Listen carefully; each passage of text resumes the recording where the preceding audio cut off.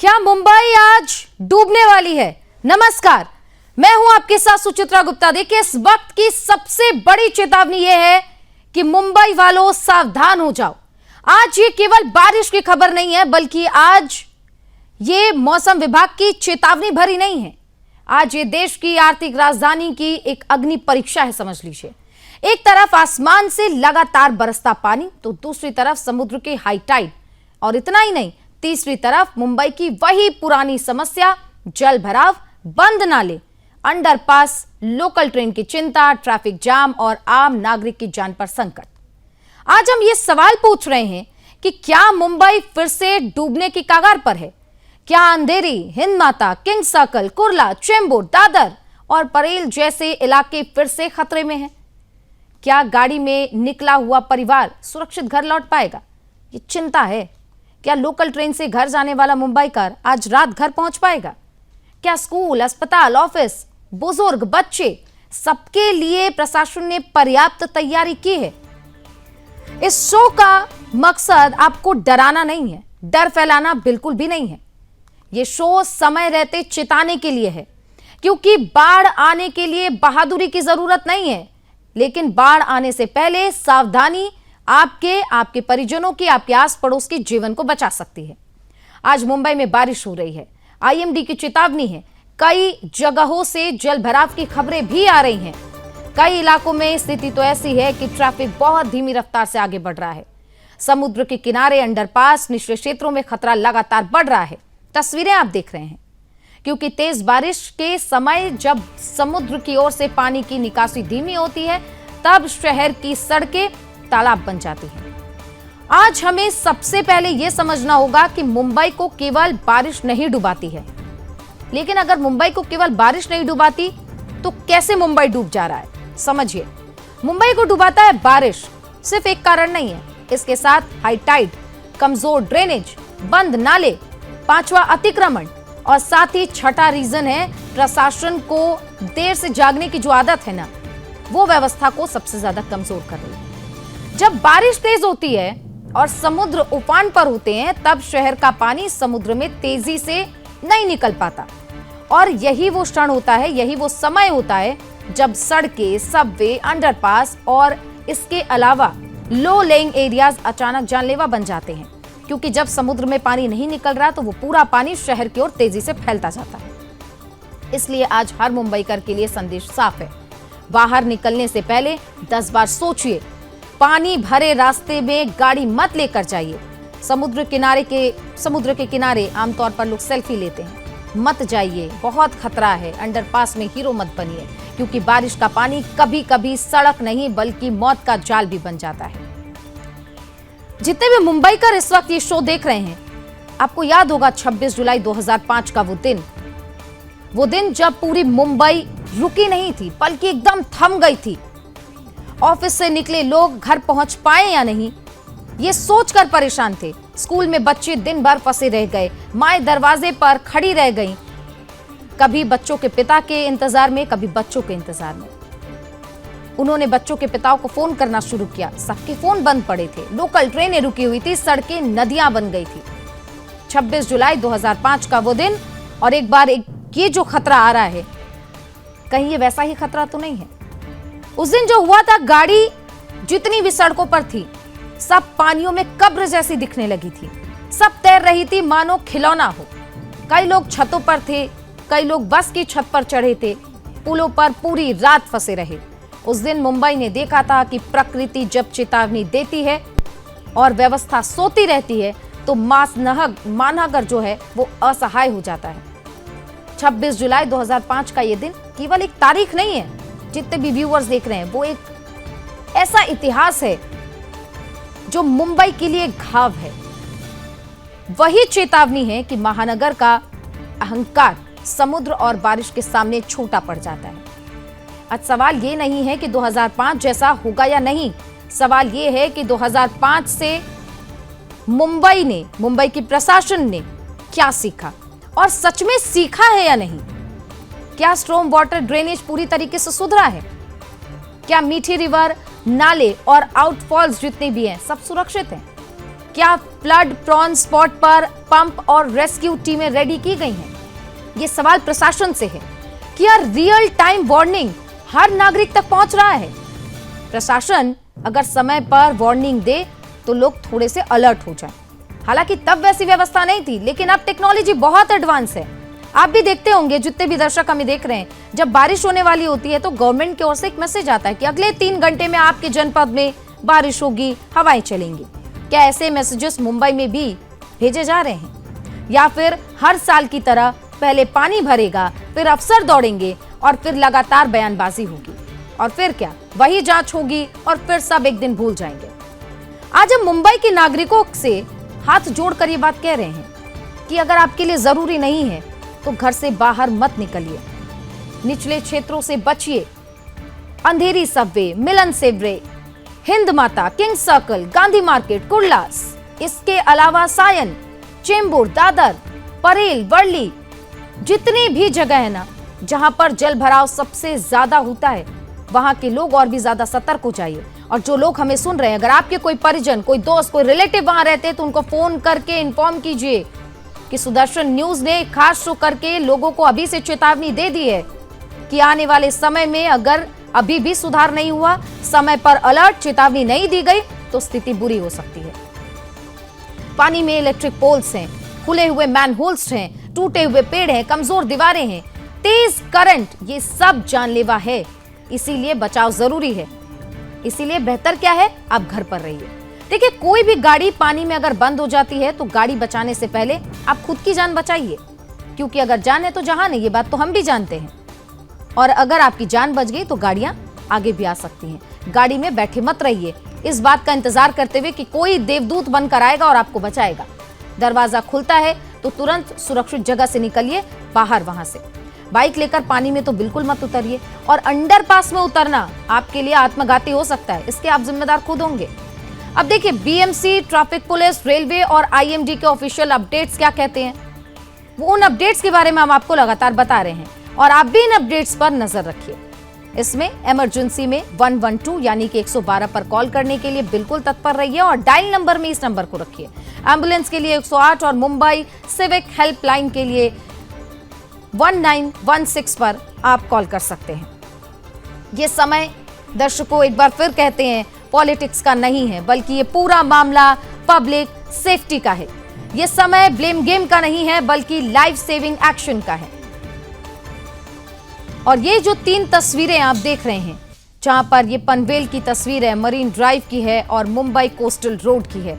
तस्वीरें देखिए ना, पनवेल किस तरीके से बिल्कुल नदी में बदल गया, तालाब बन गया है, और गाड़ियों की रफ्तार धीमी है, पानी लगातार बढ़ता जा रहा है। ऐसे में खतरा भी बढ़ता जा रहा है। इतना ही नहीं, बल्कि देखिए, सेविंग एक्शन के लिए आपको भी तैयार रहना पड़ेगा, लेकिन इस एक्शन के बाद जवाबदेही भी होगी, और इसकी होनी भी चाहिए कि बार बार हमेशा हादसे का इंतजार ही प्रशासन क्यों करता है। अब सवाल प्रशासन से भी है कि हर साल वही इलाके भाई क्यों डूबते हैं। ये सवाल मुंबईकर आपको भी अपने प्रशासन से पूछना है कि हर साल वही स्थिति, वही रोना, वही बयानबाजी और वही जांच के आदेश, लेकिन हालातों में सुधार क्यों नहीं।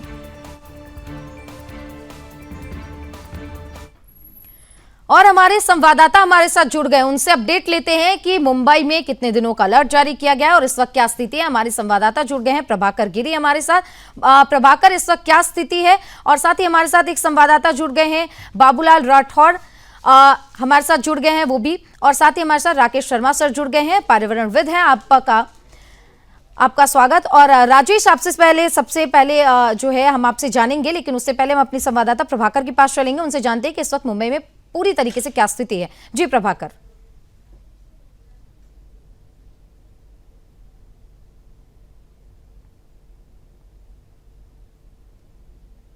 अनम्यूट कर लीजिए प्रभाकर। जी सुचित्रा, मैं आपको बता दूं कि जिस तरह से जो है इस वक्त पानी जो है इस वक्त उतर चुका है, लेकिन मैं आपको ये भी बता दूं कि जहां बरसात जो है घंटे 2 घंटे यहाँ बरस लेती है, तो इसके बाद जो है यहाँ जल जमावड़ा आ जाता है। तो यहाँ पे आप देख सकते हैं जब भी मुंबई में बरसात होती है तो ठीकरा किसी न किसी पे फोड़ा जाता है। तो कभी प्रशासन पे, कभी किसी पे, हम बीएमसी पे कभी सिगरा फोड़ देते हैं यहाँ पे। लेकिन इस वक्त जो है खुद बीएमसी जो है इस वक्त बीजेपी के हाथों में है और ये महायुति के हाथ में। लेकिन जो है अब सिगरा जो है अब कमिश्नर पे छोड़ा गया है, क्योंकि क्या है कि कमिश्नर ने काम जो है पूरे कॉन्ट्रैक्टरों को दिया हुआ था, कॉन्ट्रैक्टरों ने सही समय पे काम नहीं किया, अब कॉन्ट्रैक्टर पे कार्रवाई करने की बातें चल रही है। तो इस बार जो है कुछ अलग हमें सुनने मिल रहा है कि कॉन्ट्रैक्टरों पे इस बार कार्रवाई होगी, न कि जो वहां पे बैठे अधिकारी। लेकिन जो अधिवेशन में जो बातें जो निकल के आई है, जो बातें जो की गई है वहां पर, कि खाली इन पर ही नहीं, जो है कार्रवाई जो है बीएमसी ऑफिसरों पे भी होनी चाहिए, कि खाली कॉन्ट्रैक्टरों को इन्होंने दे दिया। प्रभाकर, सवाल उठता है कि अगर कॉन्ट्रैक्टर को काम दिया गया था तो समय रहते उससे अपडेट क्यों नहीं लिया गया? अब जब मुंबई डूबने के कगार पर है तब अपडेट, सब जांच की बात कहना कहीं ना कहीं ये भी सरासर गलत है। हमारे साथ बाबूलाल भी है, उनसे एक बार अपडेट ले लेते हैं, फिर राकेश जी के पास चलेंगे। बाबूलाल, आप इस वक्त कहाँ पे मौजूद है? वहां पर क्या बारिश की स्थिति है और मौसम विभाग की ओर से क्या कहा गया? देखिए, इस वक्त मैं छत्रपति संभाजी नगर में हूँ और अगर हम बात करें तो पूरे मराठवाड़े में कई जिलों के हालात खराब है, कई गांवों के संपर्क टूट चुके। हालांकि अगर हम बात करें तो मौसम विभाग ने समय समय पर अपडेट जानकारी दिया है कि कहां पर कैसी बारिश होगी, कब बारिश होगी। इसके बावजूद भी सिस्टम ने बराबर काम नहीं किया, सरकारी तंत्र विफल रहा है। उसी का नतीजा है कि जगह जगह पर जो पानी भर गए, नाले बह रहे हैं, क्योंकि उनको सिस्टम ने सही ढंग से सफाई नहीं की है। हालांकि अगर हम बात करें तो इस वक्त बार जो है समय काफी मिला था, क्योंकि बारिश इस बार 20 से 25 दिन देरी से मौसम आया है। हालांकि बताया जा रहा था कि जून के प्रारंभ में ही जो है बारिश आ जाएगी, लेकिन मौसम विभाग की तरफ से कहा गया है कि इस बार 20 से 25 दिन देरी से बारिश होगी। और इतना कहने के बाद भी अगर प्रशासन ने, सिस्टम ने जो साफ सफाई का ध्यान नहीं रखा, जो नाले थे जो कचरों से भरे हुए थे उनको साफ नहीं किया गया।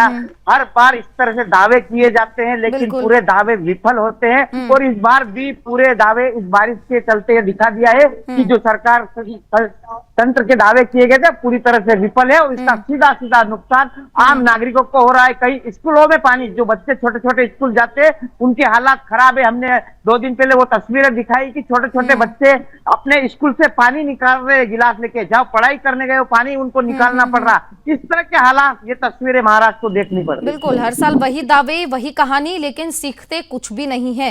लेकिन चेतावनी के साथ साथ ये भी जरूरी है कि प्रशासन कितनी तैयारी अभी तक कर चुकी है, उसके बारे में हम आपसे आगे भी अपडेट लेंगे। हमारे साथ राजेश जी बने हुए हैं। राजेश जी, एक बार फिर से 2005 का वो मंजर मुंबई के लोगों के सामने, उनके आंखों के सामने नजर आ रहा है। इतनी ज्यादा बारिश और बारिश के बाद ये स्थिति जो उत्पन्न हो रही है, बिल्कुल जिंदगियां थम जा रही हैं। और 2005 में जो एक बार हुआ था मुंबई की, तो ये स्थिति कि हर साल वैसी वैसी रहती है, लेकिन 2005 में जो हुआ था वो एक बार फिर से यहाँ पर दोहराया जाने की जो आशंका है उसको लेकर आज हमने ये खास शो किया है। अगर ये स्थिति उत्पन्न होती है, किस तरीके से इसको आंका जाएगा और कैसे इससे बचाव किया जा सकेगा? सर, अनम्यूट कर लीजिए।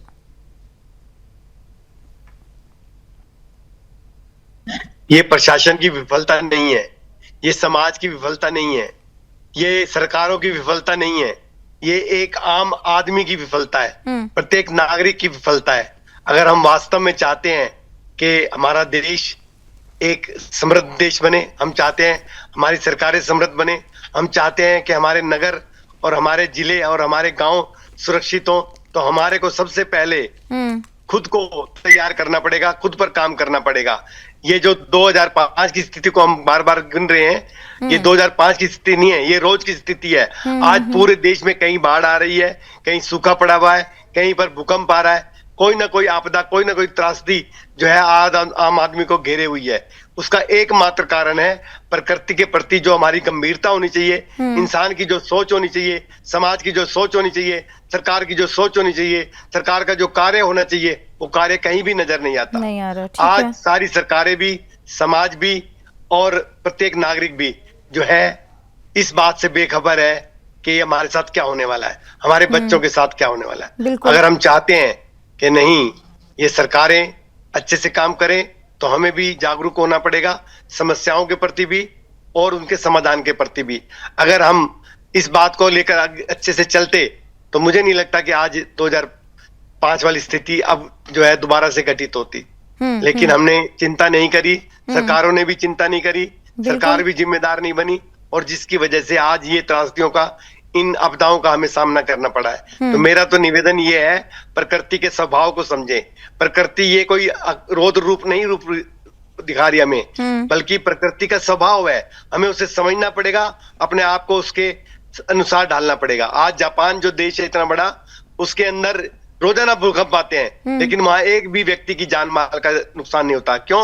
क्योंकि उन्होंने अपने आप को तैयार कर रखा है। बिल्कुल उन्होंने बिल्कुल खतरे के हिसाब से उन्होंने टेक्नोलॉजी को उस हिसाब से बिल्ड किया है, खुद को तैयार कर लिया। हमें भी समझने की बिल्कुल। जरूरत और अभी जो पूरा मामला आप देख रहे हैं, पूरी स्थिति इस वक्त आप मुंबई की सड़कों पर देख रहे हैं, आपको क्या लगता है, आप जिस तरीके से रोज कवरेज कर रहे हैं, प्रशासन की ओर से जो तैयारियां की गई हैं वो ऐसे मौसम के लिए पर्याप्त है या नहीं, आप बताइए। मुंबई की अगर हम बात करें तो प्रभाकर जी हमारे साथ में मौजूद है, वही मुंबई की रिपोर्टिंग करते हैं। और मराठवाड़ा की अगर बात करें तो मैं छत्रपति संभाजी नगर से, और पूरा मराठवाड़ा की जो अपडेट है इसका पर नजर बनी हुई है। लगातार मराठवाड़े के कई गांवों के संपर्क टूटे हैं। प्रशासन ने अभी भी अलर्ट जारी किया है कि सभी सावधान रहे, सुरक्षित स्थानों पर रहे। बाढ़ जैसी हालात को देखते हुए जो निचले हिस्से उनको खाली कर दिया जाए, इस तरह की अपील भी प्रशासन की तरफ से की गई। लेकिन बड़ा सवाल फिर यही उठता है कि जब ऐसे मोमेंट तैयार हो जाते हैं उसके बाद प्रशासन की नींद क्यों खुलती है? क्यों समय से पहले उन हालातों को सुधारा जाना चाहिए? वहां पर अगर ऐसी स्थिति है तो वहां पर पहले से ही जो यंत्रणा है उसको लगाना चाहिए, लेकिन ऐसा होता नहीं है।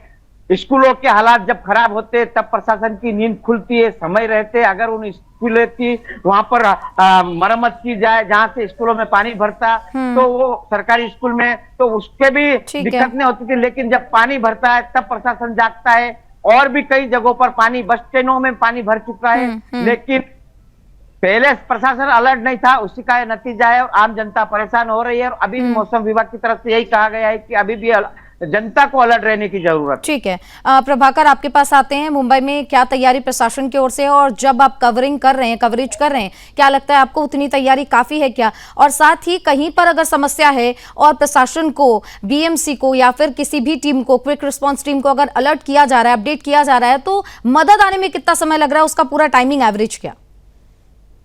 जी, मैं आपको बता दूं कि जिस तरह से तैयारी होनी चाहिए इस तरह से तैयारी हुई नहीं बीएमसी द्वारा। क्योंकि क्या है कि जो इन्हें समय से अधिक समय मिला है। देखिए, बरसात जो है मुंबई में तकरीबन जून खत्म होने के बाद आया है।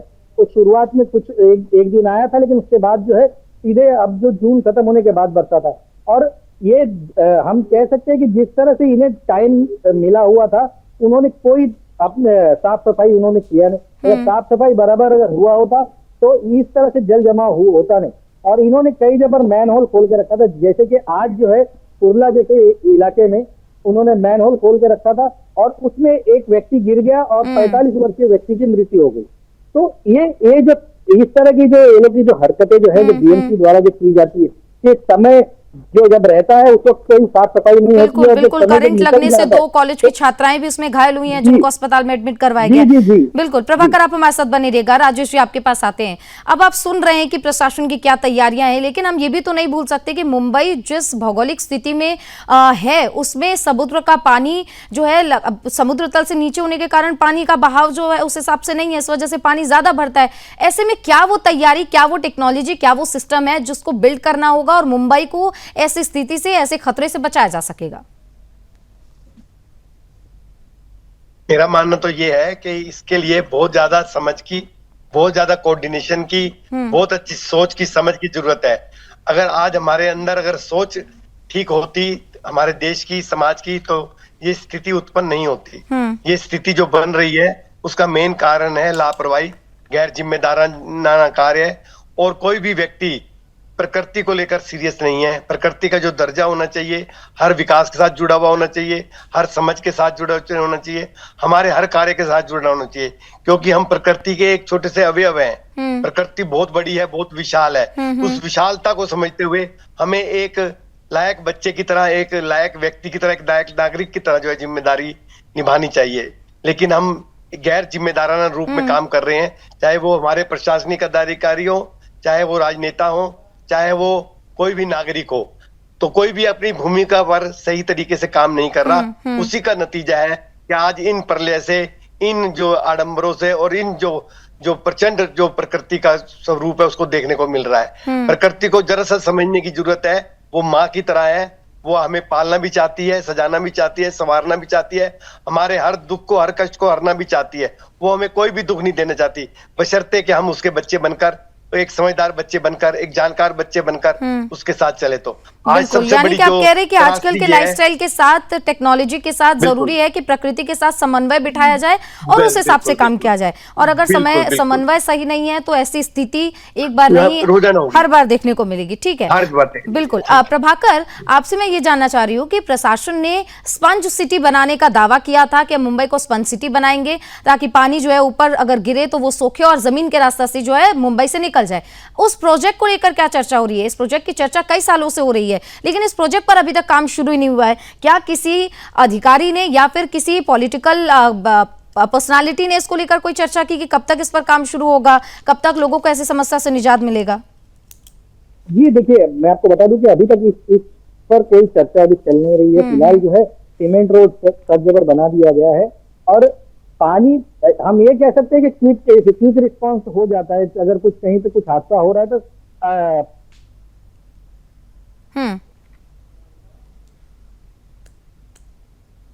जिस तरह से यहाँ पर जो काम जो चल रहा है, जिस तरह से जो तैयारियां जो बनी हुई है, वो कहीं ना कहीं हमें ये देखने मिल रहा है कि जो है तैयारी जो है बराबर नहीं है यहाँ पर। तो पानी जो है हर वर्ष की तरह इस वर्ष भी भरी गया है यहाँ पर और जो है तरक्की है। अभी बरसात इस वक्त हम कह सकते हैं कि इस वक्त नहीं है, तो कहीं ना कहीं पानी का जो है जल जमाव नीचे चला गया है और निकासी हो गई है। लेकिन अभी जो है एक घंटे के लिए भी अगर बरसात हो जाए तो पूरा पानी भर जाएगा। ये 2005 की अभी स्थिति बनी नहीं है। 2005 में जिस तरह से जो माहौल जो था, 2005 में जिस तरह से बरसात हुई थी, अभी हुई नहीं है, लेकिन हर वर्ष जो है होता है। और इस वर्ष भी अगर बरसात अगर उस तरह से अगर हुआ तो मैं आपको कह सकता हूं कि फिर से हमें वो स्थिति देखने मिल सकती है। बिल्कुल बिल्कुल, क्योंकि 2005 में जो हुआ था वो काफी ज्यादा हॉरिफाइंग था। लोगों की मौत भी, दर्शकों मैं आपको बताऊं, 1000 से ज्यादा ऊपर की मौतें दर्ज की गई थी और इस वजह से सावधान रहने की जरूरत है जितने भी मुंबई करे। राजेश जी, मेरा सवाल अब आपसे होगा, अभी पूरा जो मामला है आप देख रहे हैं, ना सिर्फ आपने इस बात का जो है इसमें चर्चा की कि कहीं पर बारिश है, कहीं पर सूखा पड़ा है, कहीं पर भूकंप आ रहे हैं, लेकिन पर्यावरण के साथ समन्वय बनाने के लिए जब बातचीत होती है, जब हम आर्किटेक्चर को डेवलप करते हैं, जब हम एडवांस टेक्नोलॉजी का इस्तेमाल करते हैं, तो आर्किटेक्चर को डेवलप करने के लिए इन सब में एनवायरमेंट का क्या काम होता है, क्या रोल होता है और उसको किस तरीके से बिल्ड करें ताकि ऐसी परेशानियों से थोड़ा बहुत तो एटलीस्ट निजात मिल सके? ये जितना भी हो रहा है सब वो दिखावा है, आडंबर है, शोबाजी है, एक दूसरे को नीचा दिखाने की प्रक्रिया है। गंभीरता बिल्कुल भी नहीं है। और कोई भी कार्य हो, चाहे वो घर का हो, चाहे समाज का हो, चाहे देश का हो, जब तक गंभीरता नहीं होगी तब तक उसका रिजल्ट नहीं आएगा। आज प्रकृति को हम गंभीरता से ले ही नहीं रहे। हम जिसके अवयव हैं, जिसके तत्व हैं, जिसका रूप है, जिसके बच्चे हैं, जिसकी औलाद है, जब औलाद अपने माँ बाप की जिम्मेवारी भूल जाती है, माँ बाप का महत्व नहीं समझती, माँ बाप को महत्व नहीं देती, तो किस प्रकार से समस्या का हल होगा? तो प्रकृति को हमारे को सबसे आगे लेकर चलना पड़ेगा। प्रकृति के साथ ही प्रगति है। अगर प्रकृति नहीं है तो कोई प्रगति नहीं है। अगर हम वास्तव में मुंबई को बचाना चाहते हैं तो हमें 3 बार जो है प्रकृति के बारे में सोचना पड़ेगा, 1 बार विकास के बारे में जोड़ना पड़ेगा और उसके प्रत्येक नागरिक को, मुंबई के प्रत्येक नागरिक को सजग होना पड़ेगा, अपनी जिम्मेवारियों के लिए भी, उत्तरदायित्व के लिए भी, कार्यों के लिए भी, सहयोग के लिए भी, मंत्रणा के लिए भी और प्रयासों के लिए भी। चाहे वो राजनेता हो, चाहे वो सामाजिक कार्यकर्ता हो, चाहे वो धार्मिक लोग हो, चाहे वो एक आम नागरिक हो, चाहे वो गरीब हो, चाहे वो अमीर हो, सबको एक पार्टिसिपेशन करना पड़ेगा, तभी ये समस्या हल हो सकती है। अदरवाइज दुनिया का कोई तरीका नहीं है कि मुंबई को बचाया जा सके, हिंदुस्तान को बचाया जा सके। यानी कि पर्यावरण का ध्यान रखेंगे तभी प्रकृति हमारा भी ध्यान रखेगी। राजेश जी, आप हमारे साथ जुड़े, अपना कीमती समय दिया। और प्रभाकर और बाबूलाल, आप लोग प्लीज स्थिति पर नजर बनाए रखेगा, आगे भी आपसे अपडेट लेते रहेंगे। फिलहाल के लिए आपका बहुत बहुत धन्यवाद। राजेश जी, आपका भी बहुत बहुत धन्यवाद।